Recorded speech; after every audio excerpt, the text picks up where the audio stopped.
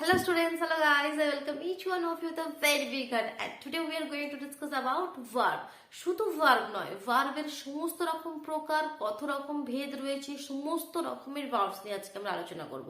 Verbs মানে আমরা সবাই জানি যেগুলো আমরা অ্যাকশন করি, খাওয়া, শোয়া, ঘুমানো, যাওয়া, এই যে কাজগুলো করি সেগুলোই ভার্ব। এছাড়াও কিন্তু অনেক ভার্বস রয়েছে, আজকে তো ডিটেলসে আমরা জানবো। তো ভিডিওটি সম্পূর্ণ দেখো, তবেই তোমরা কিন্তু পুরোটা ক্লিয়ার করতে পারবে এবং কোনো আর কনফিউশন থাকবে না। চলো তাহলে শুরু করা যাক। দেখো, সবার প্রথমে আমি ভার্বের ভেদটা, ভার্বের প্রকারগুলো লিখে নিয়েছি। ভার্ব হচ্ছে মেইনলি দু ধরনের, মেইন ভার্ব আর অক্সিলারি ভার্ব। মেইন ভার্ব আবার দু প্রকারের, ট্রানজিটিভ, ইনট্রানজিটিভ। অক্সিলারি ভার্ব দু প্রকারের, প্রাইমারি অক্সিলারি, মডেল অক্সিলারি। ঠিক, আগে ভেদগুলো জানতে পারলে main verb, auxiliary verb. Main verb হচ্ছে ট্রানজিটিভ, ইনট্রানজিটিভ। অক্সিলারি ভার্ব হচ্ছে প্রাইমারি অক্সিলারি, মডেল অক্সিলারি। তো প্রথমে আমরা মেইন ভার্বটা ক্লিয়ার করি, তারপর অক্সিলারি ভার্বের দিকে যাব।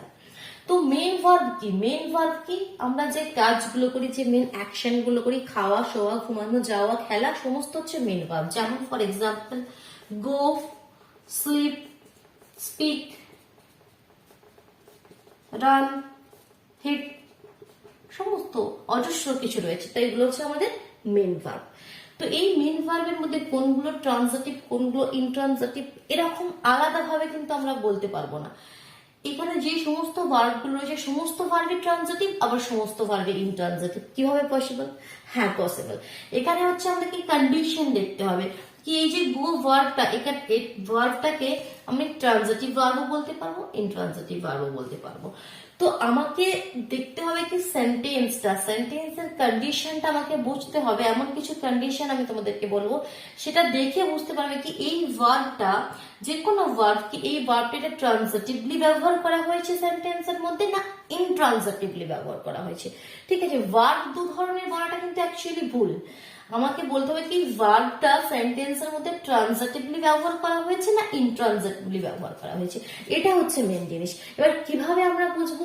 যখন কোনো ভার্ব শুধুমাত্র সাবজেক্টের উপর সীমিত থাকবে না, সেই ভার্বটা কমপ্লিট হবার জন্য একটা অবজেক্টের প্রয়োজন হয়, একটা অবজেক্টের প্রয়োজন হয়। ভার্বের যে প্রভাব, সেটা সাবজেক্ট অবজেক্ট সমস্ত মিল হয়। ভার্বটা শুধু সাবজেক্টের উপর সীমিত নয়। ঠিক আছে, ভার্বটা কমপ্লিট হবার জন্য একটা অবজেক্টের প্রয়োজন হচ্ছে, একটা অবজেক্ট রয়েছে সেন্টেন্সের মধ্যে, তখন সেটা হচ্ছে আমাদের ট্রানজিটিভ ভার্ব। এক্সাম্পল আমি দেবো, আর ক্লিয়ার করতে পারবে তবেই। ইনট্রানজিটিভ ভার্ব ঠিক তার অপোজিট, এমন ভার্ব যেটাকে কমপ্লিট হবার জন্য কোনো অবজেক্টের প্রয়োজন হয় না, শুধুমাত্র সাবজেক্ট, ভার্ব, আদার পার্টস রয়েছে, অবজেক্টের প্রয়োজন হচ্ছে না। ঠিক আছে, সেন্টেন্সের মধ্যে কোনো অবজেক্ট নেই, তো সেটা হচ্ছে আমাদের ইনট্রানজিটিভ ভার্ব। এবার এক্সাম্পল দিলেই তোমরা ক্লিয়ার করতে পারবে। যেমন দেখো, সবার প্রথমে আমি লিখছি কি Riya sent a letter. Riya sent a letter. তো এখানে সাবজেক্ট কি আমাদের রিয়া, তাই তো রিয়া চিঠিটা পাঠালো। তো রিয়া সেন্ট, তো কি সেন্ট করলো? এটা ভার্ব, তাই তো এটা আমাদের সাবজেক্ট। পাঠানো, তো সেটা আমাদের ভার্ব। তো কি সেন্টটা কি করলো? অবজেক্ট মানে কি, কি ভার্বকে কি দিয়ে প্রশ্ন করো, কি সেন্ট করলো? একটি চিঠি। আর লেটার, তাহলে এটা আমাদের অবজেক্ট। তাহলে এখানে ভার্বটা কমপ্লিট হওয়ার জন্য একটা অবজেক্টের প্রয়োজন হচ্ছে, তাই তো অবজেক্ট রয়েছে মেনলি এই সেন্টেন্সের মধ্যে, কি রিয়া সেন্ট আ লেটার। তো এটা হয়ে যাবে, এই যে সেন্টটা এখানে, এটা হয়ে গেল আমাদের তাহলে ট্রানজিটিভ ভার্ব, কি একটা অবজেক্টের প্রয়োজন হলো। এবার আরেকটা সেন্টেন্স লিখছি, দেখো কি Riya speaks slowly. Riya speaks slowly. তো এখানে এই যে স্পিক্স, এই যে ভার্বটা রয়েছে, এটা ট্রানজিটিভ না ইনট্রানজিটিভ? এটা দেখো, এটা একটা ইনট্রানজিটিভ ভার্ব। কেন? রিয়া তো সাবজেক্ট, এটা তো কোনো প্রবলেম নেই, রিয়া তো আমাদের সাবজেক্ট। বলা স্পিক, সেটা একটা ভার্ব, কিন্তু স্পিক্স কি বললো সে? ভার্বকে কি দিয়ে প্রশ্ন করো, কি পাঠালো? চিঠি পাঠালো, অবজেক্ট হয়ে গেল চিঠি। বাট কি বললো সেটা তো এখানে নেই। এখানে স্লোলি, কিভাবে বলেছে স্লোলি, সেটা আলাদা কথা, কিন্তু এখানে অবজেক্ট কিন্তু নাই, কি বললো সে? তো এখানে এই যে স্পিক্সটা, সেটা একটা সাবজেক্ট আর ভার্ব পর্যন্ত কিন্তু সীমিত রইল, এটা অবজেক্টের দিকে গেল না এই ভার্বটা, তাই তো এখানে কোনো অবজেক্ট নেই। তো সেটাই হচ্ছে আমাদের ইনট্রানজিটিভ ভার্ব। তাহলে এখানে স্পিক্সটা হচ্ছে আমাদের ইনট্রানজিটিভ ভার্ব। আবার এই স্পিক্স কে আমি ট্রানজিটিভ ভার্ব কিভাবে করে দিতে পারবো? Riya speaks the truth. Riya speaks the truth.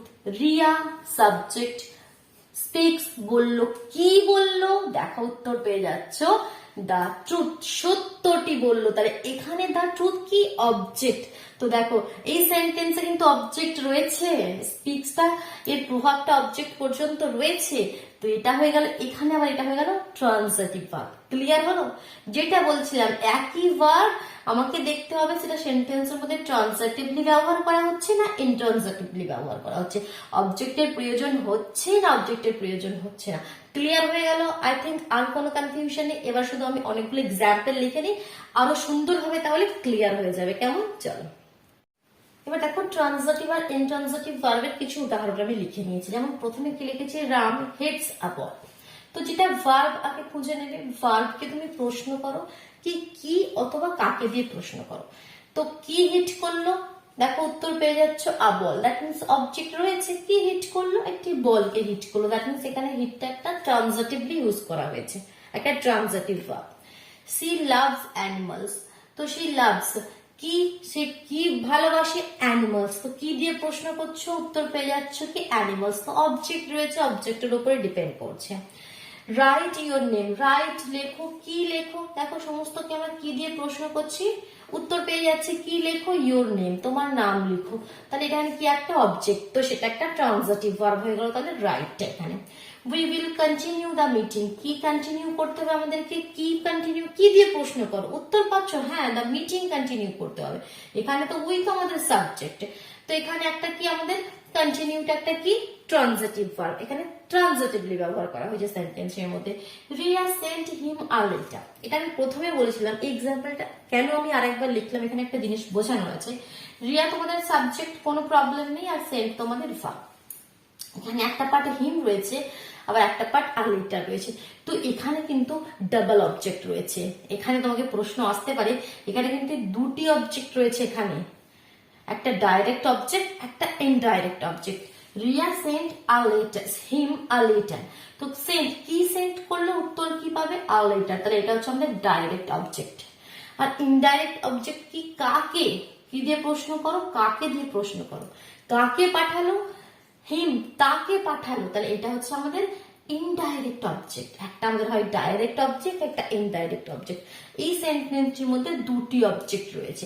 তো তোমাকে আইডেন্টিফাই অনেক সময় করতে বলে কি এখানে কোনটা ডাইরেক্ট অবজেক্ট, কোনটা ইনডাইরেক্ট অবজেক্ট। কি পাঠালো? Direct object. কাকে পাঠালো?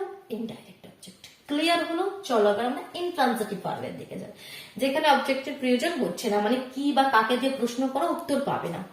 The museum opens at 8 AM। এখানে ভার্ব কি? ওপেন্স। মিউজিয়াম কি? দ্য মিউজিয়াম আমাদের সাবজেক্ট, এটা হচ্ছে ওপেন্স আমাদের কি? ভার্ব।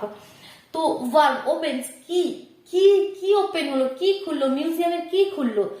দরজা খোলা হলো, জানালা খোলা হলো, শাটার খোলা হলো, সেটা তো ক্লিয়ার নেই। তো এখানে ভার্ব কিন্তু, অবজেক্ট কিন্তু নেই, এই ভার্ব কোনো অবজেক্টের উপরে প্রভাব পড়ছে না। তো এখানে এই যে ওপেন্স, এই ভার্বটা হচ্ছে আমাদের ইনট্রান্সিটিভ ভার্ব, ইনট্রান্সিটিভলি ব্যবহার করা হয়েছে। ঠিক। A bird flies, similarly flies কি, মানে উড়ছে, যেটা কি উড়ছে, তার পাখনাগুলো উড়ছে বা তার কি উড়ছে সেটা তো বলছি না এখানে ক্লিয়ার করে। তাহলে এই ভার্বটার প্রভাব অবজেক্টের উপর যাচ্ছে না। তো এখানে এই ভার্বটা কি আমাদের? Intransitive verb. She runs quickly, she runs কি, কি দৌড়ালো বা কাকে দৌড়ালো, সেরকম কিছুই উত্তর পাচ্ছ না, কি বা কাকে দিয়ে প্রশ্ন করো। ঠিক আছে? তো এখানে দেখা যাচ্ছে এখানে অবজেক্ট নেই, অবজেক্টের উপর এখানে প্রভাব পড়ছে না, এটা ইনট্রান্সিটিভ ভার্ব। এভাবে বুঝতে হবে। The meeting continued after the break. এখানে একটা সেন্টেন্স বলেছিলাম we will continue the meeting, কি কন্টিনিউ করতে হবে? মিটিং কন্টিনিউ করতে হবে। তো দ্য মিটিং রয়েছে একটা অবজেক্ট, এটা একটা ট্রান্সিটিভ ভার্ব। বাট এখানে দেখো the meeting continued after the break. তো এখানে কি কন্টিনিউ করতে হবে সেটা তো বলছি নাকি মিটিং, এখানে সেরকম ভাবে যেমন এখানে মিটিংটা পড়েছিল কি we will continue the meeting, তো কি কন্টিনিউ করবো? মিটিং কন্টিনিউ করবো। এখানে সাবজেক্ট ছিল উই, দ্য মিটিং হয়ে গেছিল অবজেক্ট। বাট এখানে দ্য মিটিং তো প্রথমে দেওয়া রয়েছে, দ্যাট মিনস এটা আমাদের সাবজেক্ট হয়ে গেল। এখানে দ্য মিটিং কন্টিনিউড, তো কি কন্টিনিউড করবো? মিটিং এর কি কথাগুলো কন্টিনিউ করবো বা লেখাগুলো কন্টিনিউ করবো? এখানে তো আর মিটিংটাকে আমরা অবজেক্ট বলতে পারবো না, এটা তো সাবজেক্ট হয়ে গেছে। তো এখানে অবজেক্ট পার্টটা কিন্তু আর দেওয়া নেই, এটা আফটার দ্য ব্রেক, এটা অন্য পার্ট, ঠিক আছে। তো এখানে কন্টিনিউটা কিন্তু ইন্ট্রান্সিটিভ ভার্ব। ক্লিয়ার হয়ে গেল সমস্ত কিছু? কোনো কনফিউশন থাকলে অবশ্যই কিন্তু তোমরা কমেন্ট বক্সে জানাবে এখনো, ঠিক আছে। আই থিঙ্ক আমার মতো তো এবার সমস্তটা ক্লিয়ার হয়ে যাওয়া দরকার। এবার তোমরা লিখে লিখে প্র্যাকটিস করো। অনেক সেন্টেন্স তোমাদের সামনে যে সমস্ত সেন্টেন্স দেখছো সেখানে চেক করে দেখো, মনে মনে ভাবো কি এটা ট্রান্সিটিভলি ব্যবহার হচ্ছে না ইনট্রান্সিটিভলি ব্যবহার হচ্ছে। কোনো কনফিউশন হলে, ডাউট হলে কমেন্ট বক্সে সেন্টেন্সটি লিখে আমাকে জানাও। চলো এবার আমরা মেইন ভার্ব আমরা কমপ্লিট করে নিলাম, এবার আমরা মুভ করবো অক্সিলারি ভার্বের দিকে, ঠিক আছে। তাহলে মেইন ভার্ব হচ্ছে ট্রান্সিটিভ আর ইনট্রান্সিটিভ। এবার অক্সিলারি ভার্বটা ক্লিয়ার করি, এটা মুছে দিলাম। তো অক্সিলারি ভার্বের মধ্যে আমি কি বললাম, কি একটা হচ্ছে প্রাইমারি অক্সিলারি ভার্ব আর একটা হচ্ছে আমাদের মডেল অক্সিলারি ভার্ব, তাই তো। অক্সিলারি ভার্ব, অক্সিলারি ভার্ব, ঠিক। তো আমি বলছি কি এটা দু প্রকারের, একটা হচ্ছে আমাদের প্রাইমারি, একটা হচ্ছে আমাদের প্রাইমারি অক্সিলারি ভার্ব, আর একটা কি আমাদের মডেল অক্সিলারি ভার্ব, শর্ট করে লিখে। এবার প্রাইমারি অক্সিলারি ভার্ব কি, যেগুলো আমরা মেনলি টেন্সে ব্যবহার করি, যেমন কন্টিনিউয়াস টেন্সের ক্ষেত্রে, প্রেজেন্ট কন্টিনিউয়াস টেন্সের ক্ষেত্রে am, is, are, past continuous এর ক্ষেত্রে was, were ব্যবহার করি না এগুলো। প্রেজেন্টের ক্ষেত্রে do, does, পাস্টের ক্ষেত্রে did, প্রেজেন্ট পারফেক্টের ক্ষেত্রে have, has, পাস্ট পারফেক্টের ক্ষেত্রে had। তো এগুলোই হচ্ছে আমাদের প্রাইমারি অক্সিলারি ভার্ব। এবার এগুলো কখন, কোথায়, কোনটা ইউজ করা হয় সেটা আমি এখানে বলছি না, তাহলে কিন্তু অনেক লেন্দি ভিডিও হয়ে যাবে।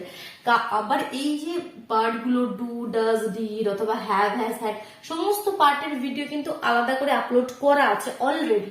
তো তোমরা যদি চাও এই ভিডিওর ডেসক্রিপশন বক্সে আমি ইংলিশ গ্রামার প্লেলিস্টের লিঙ্কটা দিয়ে দেবো, ঠিক আছে।